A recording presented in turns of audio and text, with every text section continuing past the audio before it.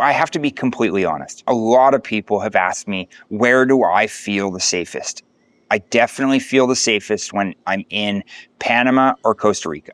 In this video, I'm going to compare Panama to Costa Rica, and we're going to go over such topics as the currency of the colones versus the US dollar in 2025, the cost of living, the weather, healthcare, safety, and wrapping up with real estate. So first, we're going to go over the currency in Costa Rica. When I lived in Costa Rica, the exchange rate colones to US dollar was around 700 to 1 US dollar. Then as I went to Costa Rica more and more, the visits became more and more expensive as the colones was getting stronger and stronger. My most recent trip was 520 to a US dollar, which just made things a lot more expensive because you added the added inflation as well. This, coupled with high import taxes and the government, has driven up the price for tourists. And that is why you're seeing a decrease in tourism in 2025 in the coastal regions of Costa Rica. So here's a more detailed breakdown. Exchange rate fluctuations. The colones has become stronger, meaning fewer colones are received per US dollar. This makes Costa Rica more expensive for tourists. Inflation. General inflation, along with the rising prices of food and housing, has eroded purchasing power, as according to the Tico Times News. Import tax and the reliance from the government on tourism, rather than diversifying the economy, have contributed to higher prices. Poor management of government funds and an increase for a lot of the government's officials' payroll, which has led to higher prices, and then those higher prices are passed on to the consumer. Tourism in certain areas has been heightened, which also puts upward pressure on those prices, specifically for accommodation and tourist services. In Panama, they use the US dollar, so it's a lot more stable currency globally. And this could be really beneficial to a lot of Costa Ricans wanting to visit Panama. Yes, I know you have to pay to leave Costa Rica, but it will be worth it. Your Costa Rican colones is now worth a lot more. So that means when you come to Panama, it will be cheaper for you. And that's a win-win. Next, cost of living. While both Costa Rica and Panama are cheaper than what you will find in the United States or Canada, Panama is slightly cheaper due to healthcare, utilities, and transportation. Also in Costa Rica, it depends on your location. So if you're in the Central Valley or San Jose, things could be a lot cheaper there than when you're in a coastal town like Tamarindo or Playa Grande. You've got Nosara, you've got Santa Teresa, Manuel Antonio. A lot of those areas become quite pricey, which is interesting because in Panama City, I find, is more expensive. And the further that you go away from the city, it gets a lot cheaper. This is a very big topic, so I created a video that is specifically on the cost of living when you're comparing Panama to Costa Rica, right up here. If you're in Guanacaste or the coastal regions, things can get a lot more expensive than what you are going to get in the city. In Guanacaste, you may need between $2,000 to $2,800 if you are a single person to live comfortably in a coastal region. That is not including rent. While a couple may need a little bit more, between $3,000 to $5,500, depending on the way that you live. If you're going to the grocery store or living like a local Costa Rican, things can become a lot cheaper. But if you're going out more regularly and going to the restaurants and actually just really more so enjoying things, that's where things can get a lot more expensive because you will get hit with the gringo prices. If you are living in the city, obviously things are going to be a lot cheaper. You could be in the Central Valley, which has been mentioned on this channel quite a few times from a lot of the people watching my videos. Things can be considerably less expensive than that. Now, the cost of living in Panama widely depends on what your lifestyle is like. So if you're not including rent and you're wanting to live comfortably in Panama, a single person can get away with about $700 to $1,000 a month. Whereas a family of 4 can live for about $2,500 a month. Again, not including rent. So to live comfortably, single occupancy by yourself, you're looking at about $1,500 to $2,500. If you're in the city, that could range in price as rents can definitely go up. But if you're out on the beaches, that is pretty consistent depending on a few factors like where you're living. If you're in a gated community, obviously rent's going to be a lot more expensive. If you're in places like Coronado or Rio Hato, which is Buenaventura, or Petitce, the thing is you get a lot more of the tourist prices versus going to somewhere that's like a lot less touristy. Next, we're going to talk about the weather. So is the climate different in Panama versus Costa Rica? The coastal regions of Costa Rica are nowhere near as humid as the coastal regions in Panama. In Panama, it's hot and humid. In Costa Rica, it's a lot more enjoyable. It's more of a subtropical or tropical climate, and you just don't feel like you're outside sweating beads just standing there. It could be 8 a.m. and you'd be sweating beads. In Costa Rica, I found it to be a lot less humid. And obviously, once you move into the mountains, things are a lot less humid, a lot more livable, a lot more enjoyable. So when in Panama, you've got Boquete, Valle de Anton. In Costa Rica, you've obviously got La Fortuna, you've got the Central Valley, you've got San Jose. When it comes to weather in Panama versus Costa Rica, they've got different dry seasons. So the dry season in Panama goes from basically January to April, whereas in Costa Rica, it lasts for a little bit longer. It goes from usually late November, December, all the way to April, or what we usually call Easter. But on the Caribbean coast, things can get a lot more wet. So you can see how things will change. Usually on the Pacific coast, it's a dry season in December, but on the Caribbean coast, it's a wet season in December. Coastal regions like Bocas del Toro and the Caribbean coast tend to get a lot more rainfall throughout the year. They don't really have a wet and dry season. It is drier within January to May, but it still does rain. And Costa Rica and Panama both have a lot of microclimates, meaning things are constantly changing in different areas, dependent on where you are. If you're looking for a more mild temperature while you're in Costa Rica, you're definitely going to want to go higher or more inland.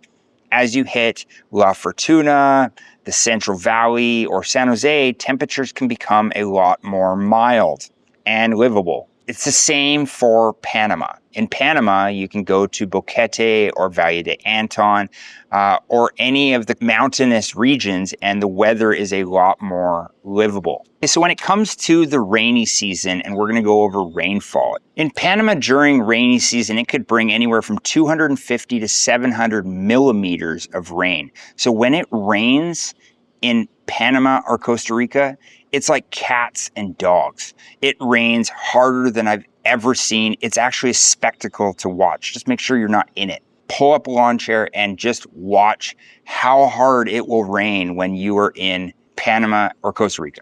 In essence, Panama's dry season is shorter than Costa Rican's by about a month and a half. Costa Rica has more of a defined dry season, particularly in the Central Coast and Pacific Coast. The Caribbean coast in both countries experience a lot of rainfall, therefore it is very humid.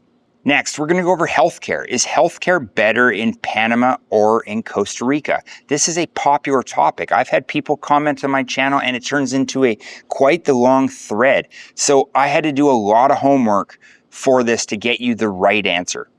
In Panama, as you head out of the city, it's harder to get services. I do know of services that will provide expats with the right medical care in Panama if you are outside of the city, but most of the healthcare services in the country of Panama are in Panama City. Obviously, there's healthcare services in Boquete and David, which are the other major cities, but most of the healthcare services are sitting in Panama City, such as the Panama Clinic, Pacifica Salud, a brand new children's hospital, Santa Tomas, amongst many others. For medical tourism, Panama is emerging as a leader in this field, attracting patients from all over the world. Why?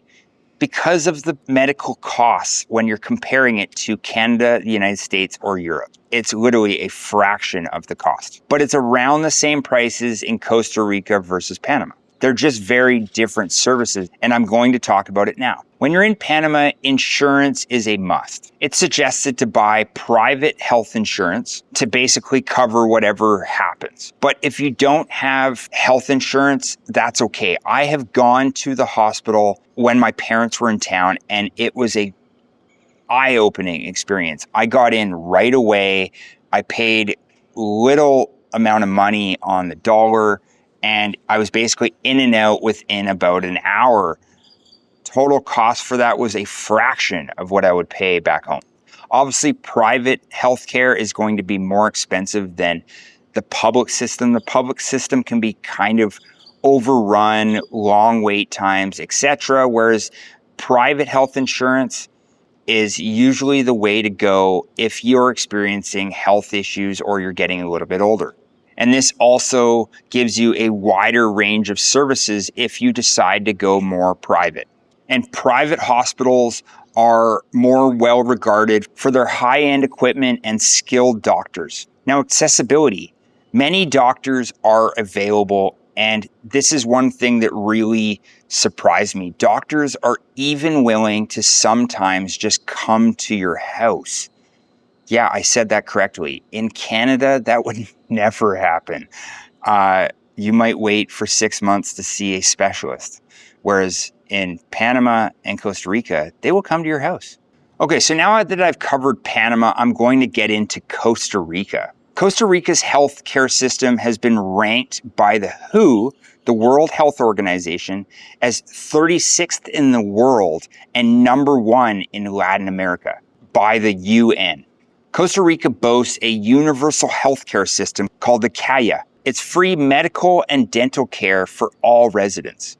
And this system is paid by employees, employers, and the government. Access. All legal residents, including expats, can become members of the CCSS and can receive free medical care in public facilities. Waiting times.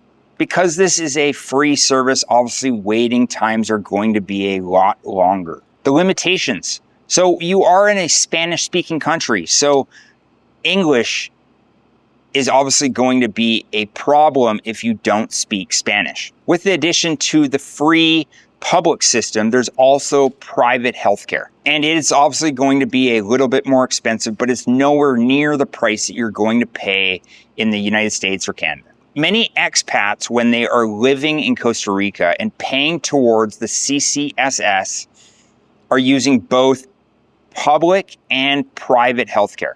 Why? Because the public options can be a lot faster and a lot more skilled doctors in case they need a specialist. Non-residents can purchase private healthcare insurance to cover the cost of private healthcare. Okay, so if you're staying in Costa Rica for a long period of time, it's mandatory that you get healthcare insurance. Now we're going to get into dental in Costa Rica.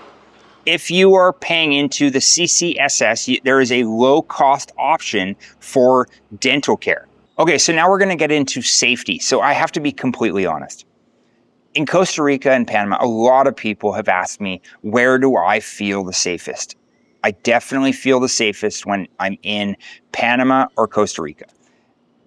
It's just the Panamanians and the Costa Rican ticos are so friendly. I haven't noticed a lot of problems, although there are problems in certain areas of the country. I just never really noticed anything. But for the sake of this video, I'm going to go over a lot of the stats. Because although I don't hear about it, it is happening. Both countries are basically neck and neck when it comes to the crime rate index. That is until 2023, when San Jose grew to 17 homicides per 100,000 people, next to Panama's 11.5. Although when you search a lot of different websites, Costa Rica is highly regarded as one of the safest countries in Latin America, and also the safest country when you're comparing it to Panama. When you're comparing the cities versus other areas, cities like Panama City versus San Jose, the two capital cities, Panama City takes up a lot of the crime that's happening in Panama, but it's designated to certain neighborhoods. And if you're an expat, I don't suggest that you go to those neighborhoods. That being said, Panama City to me just isn't dangerous. You just have to know where to go. And that is the same for any city you go to around the world. You need to know where to go. And that is why I create videos like this for all of the cities and countries across Latin America. So from the worldpopulationreview.com, where it shows you the crime rates for every country in the world, Costa Rica is 43rd most dangerous and Panama is 88. Panama's crime index is 44.3 and Costa Rica's crime index is 53.7. This is for 2024. Now, Panama's safety index is 55.7 and Costa Rica's is 46.3. So Costa Rica is widely considered as one of the safest places in all of Latin America. And yes, when you go to Costa Rica, you definitely feel safe. You just have to stay out of certain areas. Because when you're walking around Panama or Costa Rica and you're not going to those areas, you don't have a worry in the world. And last but not least, I'm going to get into the real estate prices. I've had a lot of people ask me for this. So generally speaking, Costa Rica real estate is more expensive than in Panama. However, this depends on the property type and the location. When I'm comparing areas like San Jose to Panama City, there are specific areas that are very comparable to Panama City. Escazú, Curribat, Santa Ana are areas in San Jose where a lot of expats are going. Those areas could be comparable to Ocean Reef Islands, Punta Pacifica, Punta Paitilla, Avenida de Balboa. There's basically a stretch of Panama and even Casco Viejo that a lot of expats are flocking to. So when we compare those prices of Escazú, Santa Ana, and Curribat, have a lot of development. Those I would consider to be cheaper than the high rises of downtown Panama City. But when we go out to the coastal regions of Panama versus the coastal regions of Costa Rica, the coastal regions of Costa Rica have some of the best architecture I have ever seen. With that comes a pretty decent price tag. But you can find a condo quite easily starting around maybe $250,000 in a coastal region like Tamarindo, Playa Potrero, Playa Grande. That's the Guanacaste coastal regions. I've noticed the prices to be significantly more in areas like Manuel Antonio, Punta Arenas, Uvita. And then I've noticed the prices are a lot cheaper when you go to the other coast, the Caribbean coast. When we're comparing coastal regions, Costa Rica's real estate in the Guanacaste regions and Punta Arenas regions are considerably more expensive than comparing them to the Panamanian coastal regions outside of Panama up to about 5 hours, all the way going out to an area called Buenaventura. Buenaventura is a gated community. It's got a very similar price tag to what you're going to get in the Costa Rican coastal regions. But when you're going closer to the city, areas like Coronado, Playa Caracol, and areas like that, the prices are significantly different than when comparing them to Costa Rica. You can easily get in at $160,000, $175,000 versus $250,000 in Costa Rica. So now I'm going to go over some of the numbers. So the coastal regions in Costa Rica are more on the side of the luxury developments. So because of that, I'm going to compare some of the luxury developments in Panama. In Panama City, in certain luxurious areas like Santa Maria, Costa del Este, and Ocean Reef Islands, you can see prices range from about $2,800 per square meter to $3,500 per square meter. And in areas that are connected to downtown and Avenida Balboa, so Punta Pacifica, Punta Paitilla, and Avenida Balboa, you're looking at $2,600 per square meter to $3,000 per square meter. Other areas in Panama City that I would recommend is to look at San Francisco. I have done an apartment tour in my apartment in San Francisco about 2 years ago, right up here. For that area, you're looking at about $1,750 per square meter. Now, if we're gonna get out of the city, David, which is the second largest city in all of Panama, you can find houses ranging from about $97,000 all the way up to past $5 million, with an average median price of about $95,000 to $97,000. In Bocas del Toro, things can change. Bocas del Toro is on the Caribbean side.